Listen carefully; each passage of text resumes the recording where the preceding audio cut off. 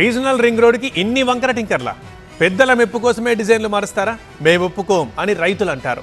ఇది final design కాదు, హైరానా పడొద్దు, మైహూనా సీఎంతో మాట్లాడతాను అని అంటున్నారు జిల్లా మంత్రి. మరి RRR బాధిత రైతులు శాంతిస్తారా? Hyderabad regional ring road RRR ఎప్పటికప్పుడు కష్టాల రింగులో చిక్కుకుంటోంది. తాజాగా HMDA విడుదల చేసిన RRR అలైన్మెంట్ మ్యాప్ భూసేకరణని మరింత సంక్లిష్టంగా మార్చేలా ఉంది.